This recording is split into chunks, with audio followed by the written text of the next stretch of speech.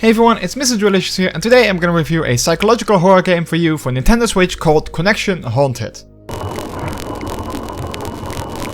Connection Haunted is a game developed by No Gravity Games, and it's available as of today, September 3rd, 2020 for Nintendo Switch, or you can get it on PlayStation 4, Xbox One, or on PC via the Steam store.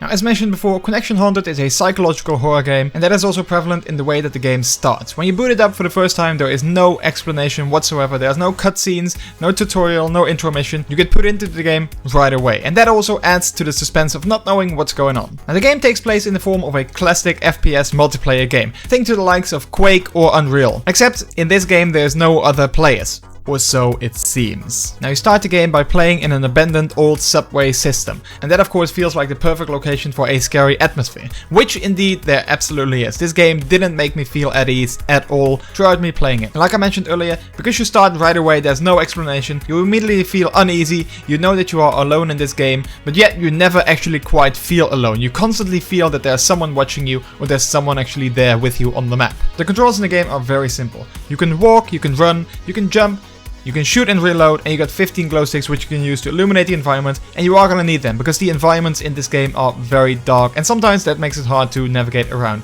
But more on that later on. Now, as mentioned before, this game is a psychological horror game, meaning that you need to feel uneasy while playing it, and that is something that the developers have definitely accomplished well. While I was playing it, I never felt comfortable, I never felt at ease, and it definitely added to the suspense of not knowing what's going on, if there's other people on the map, or when something is gonna happen. Now, especially in the beginning of the game, there's some very good jump scares as well, and they got me several times. However, after you've played a few rounds and you start to uncover more of the storyline, you kind of start to see a little bit more of the pattern of the jump scares, which kind of take away of the scary element. Now, for me that is totally fine because I don't like jump scares at all, but if you are someone that really likes jump scares in your horror games, that might take away for the scary element for you just a little bit. Now, even though that these jump scares and this scary element might be slightly less after a few rounds, the storyline makes more than up for that. The fact that the entire game stays vague and there's little to no sound in it, and that means that you will never actually play this game without feeling somewhat of a suspense. Eventually you will come across other players, but they will only communicate with you via text. The in-game text system, that is what they use to communicate with you. At the beginning, you will only have two players joining, namely a player that will use the @ as his name and a player called I or Dash. And they don't say much, apart from I, who appears to be talking to you in Morse code. Now, I don't know Morse code myself, however, a translator on Google showed me that the only sentence that he is saying is hello in Morse code. So when these players join, not really a lot is going to happen. However, it is when player 2 is joining, that's when the actual storyline is going to propel forward. Player 2 starts talking directly to you and they claim that this shouldn't be there, and eventually you learn that you are in grave danger, if you are to believe him.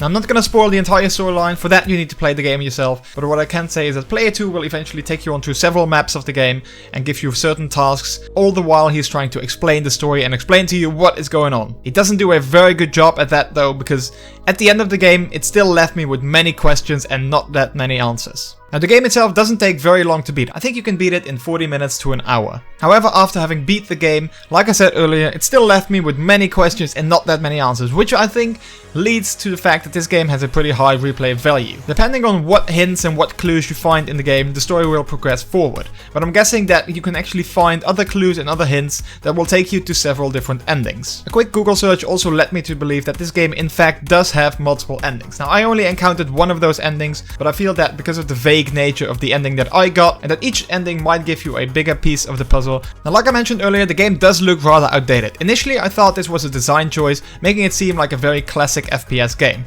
But after doing a little bit of research, I found that it's the Switch version that actually lacks a lot in the graphics, while other platforms do look a lot better. The graphics are of somewhat low quality and very pixelated, which doesn't help with the fact that the environments are actually very dark. Subway tunnels all look similar, so it's very easy to get lost. Also, the game looks like it has some few weird graphical glitches. There are some train indicator lights on the walls of the subway which cast a nice evenly lit glow throughout the tunnel. But as soon as the lights are out of frame, even if it's just for one pixel, the entire glow is also lost, as if someone turned off the lights. Nothing game breaking obviously, but I wonder if this is something that the game shows some of the limitations of a Nintendo Switch. That last start is also further enhanced by the frame rate of the game. At the start of a round, the frame rate is smooth and solid, and you just move around and it all feels good. However, after capturing a few flags and progressing in the rounds, both the player model and the audio start to stutter.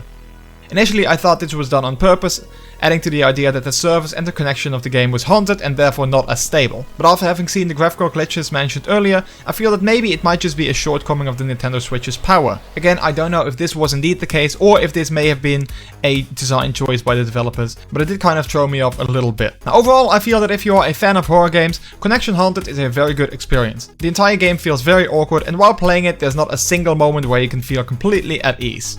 The mystery of the game kept me playing longer than I initially thought I would, because when you uncover a new part of the story, it only adds to that mystery and you want to figure out what exactly is going on. Also, the reason why I kinda disliked the ending that I got, as I mentioned earlier, it didn't answer any of the questions that I initially had. In fact, it only gave me more questions than it gave me answers. Now, if you want to play Connection Haunted yourself, you can get it now on the Nintendo eStore, or if you'd rather play it on another platform. It's also available on PlayStation 4, Xbox One, or you can get it on PC via Steam. And that's it for me in this review. If you want to know a little bit more about this game, you can find a written version of it with a little bit more of the storyline up on my blog. I will put the link in the description down below. And with that, all that's left for me to say is my name is MrJordilicious, and you are all extremely delicious as well. Thank you so much for watching, take care, and I will see you in the next video.